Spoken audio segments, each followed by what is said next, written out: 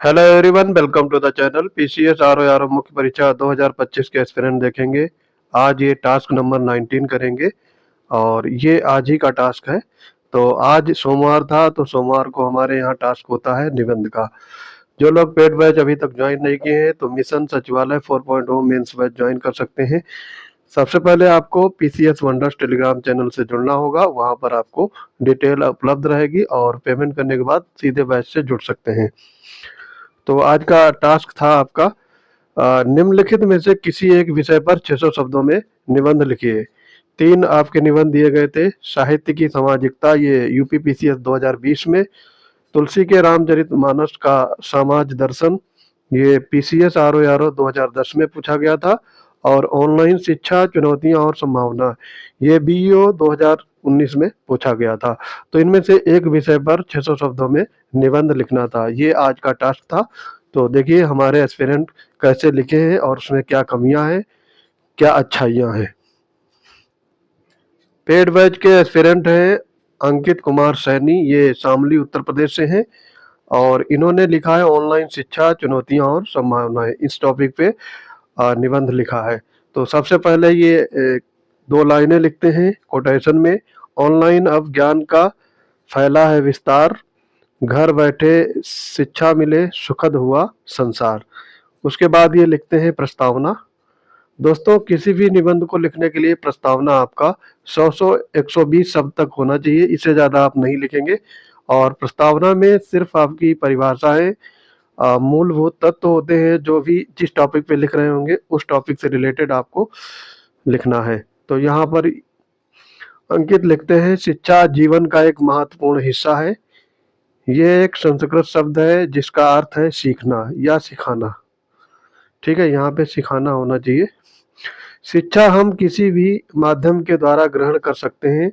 शिक्षा मनुष्य को बौद्धिक रूप से तैयार करती है, वैसे ही कि आधुनिक युग में शिक्षा प्राप्त करने का सरल तरीका है ऑनलाइन शिक्षा।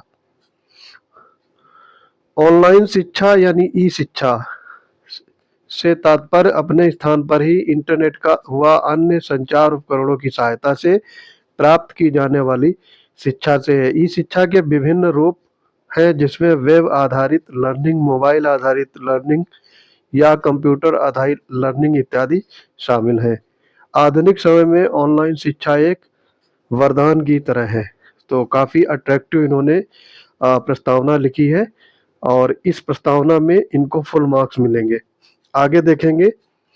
मुख्य पार्ट अब ये लिखना स्टार्ट करते हैं। वैसे तो वर्ष 1993 से ऑनलाइन शिक्षा को वैध शिक्षा माध्यम के रूप में स्वीकार किया गया था, परंतु वर्तमान समय में हमें इसके अनगिनत लाभ और आवश्यकताएं देखने को मिलती है। ऑनलाइन के लाभ निम्न है। अब ये पॉइंट वाइज लिखते हैं। यहाँ पर एक चीज ध्यान देने वाली है, इसको पॉइंट वाइज ना लिख करके पैराग्राफ टाइप में लिखना है। तो ये यहाँ पे निबंध में कभी भी पॉइंट वाइज चीजें नहीं लिखी जाती हैं, पैराग्राफ में ही आपको सारी चीजें दर्शानी है।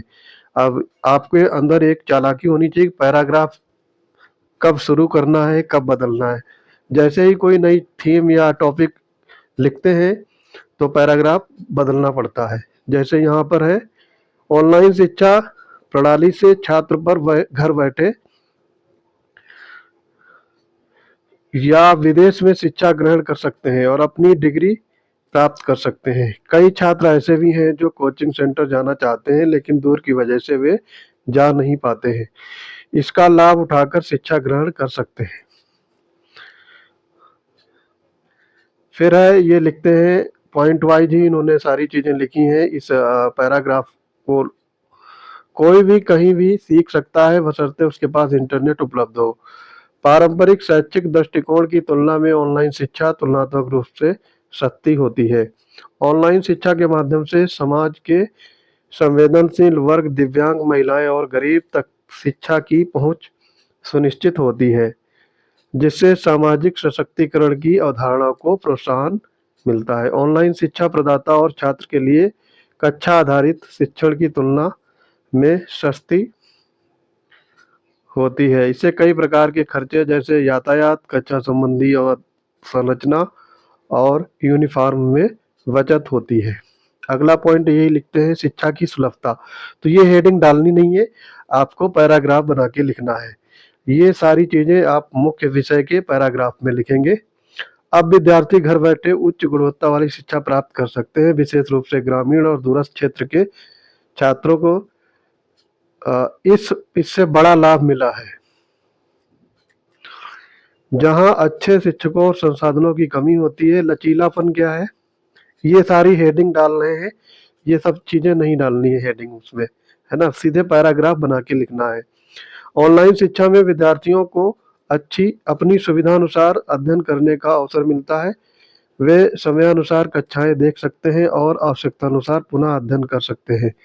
ये खास तौर पर उन लोगों के लिए फायदेमंद है जो नौकरी या अन्य जिम्मेदारियों के साथ पढ़ाई करना चाहते हैं। अगले पॉइंट में लिखते हैं, ऑनलाइन शिक्षा के माध्यम से छात्र विभिन्न पाठ्यक्रमों में दाखिला ले सकते हैं। अब विभिन्न विश्वविद्यालयों और संस्थानों द्वारा अनेक विषयों में ऑनलाइन डिग्री और सर्टिफिकेट कोर्स उपलब्ध कराए जा रहे हैं। आधुनिक तकनीक का प्रयोग, तो यहाँ पे ये लिखना नहीं था, सिर्फ पैराग्राफ में ही इसको बता सकते हैं। ऑनलाइन शिक्षा में विभिन्न डिजिटल उपकरणों, video lecture, animation, quiz, artificial intelligence जैसी तकनीक का प्रयोग किया जा सकता है या उपयोग किया जाता है, इससे शिक्षा अधिक प्रभावी और रुचिकर बनती है। हालांकि देखो, अब यहाँ पर इन्होंने ये सारी चीजें लिखी हैं, ठीक है, तो इन्होंने लाभ बता दिए हैं। सबसे पहले इनको कारण बताने चाहिए था कि क्यों हमें मतलब ऑनलाइन शिक्षा स्टार्ट करनी पड़ी, तो उसके वेरियस कारण ये कोरोना को लेकर के कोविड-19 से जुड़े पहलुओं पर भी चर्चा कर सकते थे। उपर्युक्त लाभों या संभावनाओं को देखने के बाद हमें ज्ञात होता है कि ऑनलाइन शिक्षा ने पारंपरिक शिक्षा प्रणाली के विकल्प के रूप में अपनी पहचान बनाई है। हालांकि इसके समक्ष कई चुनौतियां भी हैं। अब चुनौतियों पे ये प्रकाश डालते हैं अंकित जी, डिजिटल डिवाइस, तकनीकी असमानता। तो ये सारी चीजें हेडिंग नहीं पड़ेंगी, ये सीधे पैराग्राफ में इनको लिखना होगा। पैराग्राफ कई सारे बना सकते हो। भारत जैसे देश में जहाँ किसी के पास इंटरनेट और डिजिटल डिवाइस उपलब्ध नहीं है, वहाँ ऑनलाइन शिक्षा एक बड़ी चुनौती बन जाती है। खासकर ये ग्रामीण क्षेत्र में नेटवर्क की समस्या और तकनीकी उपकरणों की अनुपलब्धता इसे सीमित कर देती है। आत्म अनुशासन और प्रेरणा की कमी, फिर ये हेडिंग टाइप में लिख रहे हैं, ऑनलाइन शिक्षा में विद्यार्थियों को आत्म अनुशासित रहना पड़ता है। कई छात्र नियमित अध्ययन नहीं कर पाते क्योंकि इनमें कक्षा में छात्र शिक्षक की प्रत्यक्ष निगरानी नहीं होती, और ये आत्म प्रेरणा और अनुशासन की कमी का कारण बन सकता है। फिर इन्होंने सारी चीजें पॉइंट वाइज लिखी हैं, तो ये ऐसे नहीं लिखना होता है, ऐसे में पैराग्राफ बनाने हैं। ऑनलाइन शिक्षा पद्धति के माध्यम से डिग्री ग्रहण करने के चलन में वृद्धि होने की संभावना है, जिससे शिक्षा की गुणवत्ता में कमी आने की संभावना है। विद्यालयों या कक्षाओं में छात्रों के व्यक्तिगत में सुधार के साथ साथ सामाजिक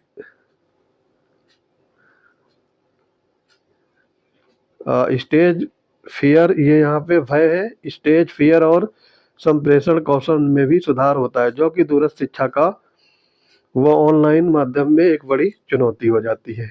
ठीक लिखा है। इससे दृष्टि संबंधी समस्याएं भी हो सकती हैं क्योंकि हम लगभग पूरे दिन लैपटॉप के पास बैठे रहते हैं, ध्यान भटकाने की समस्याएं होती हैं। ऑनलाइन माध्यम से पढ़ाई करते समय विद्यार्थियों का ध्यान आसानी से भटक सकता है। सोशल मीडिया, गेमिंग और अन्य इंटरनेट गतिविधियां पढ़ाई में व्यवधान उत्पन्न कर सकती हैं।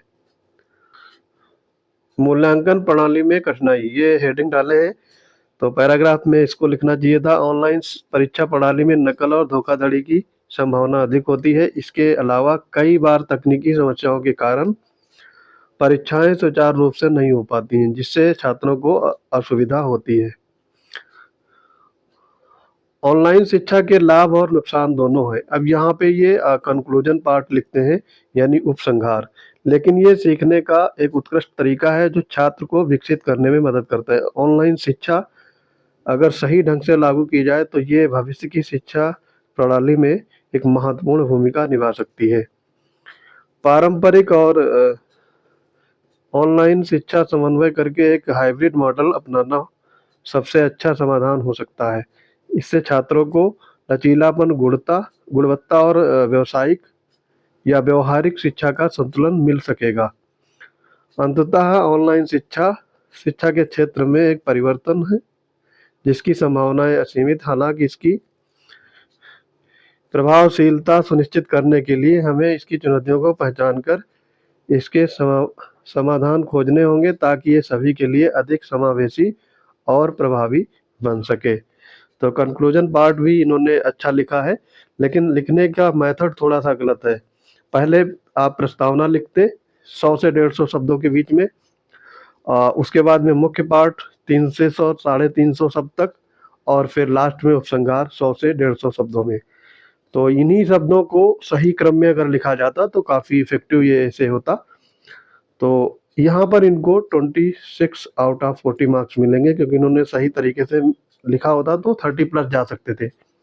तो आई होप ये वीडियो आपको समझ में आ रहे होंगे। अगर आप भी ऐसे लिखना चाहते हैं या फिर हिंदी आलेखन में अपनी पकड़ अच्छी बनाना चाहते हैं, मेंस में अच्छे मार्क्स ला करके फाइनल सिलेक्शन तक जाना चाहते हैं, तो हमारे पेड बैच से जुड़ सकते हैं। उसके लिए आपको PCS वंडर्स टेलीग्राम चैनल से जुड़ना होगा, वहाँ पे आपको सारी डिटेल्स मिलेगी।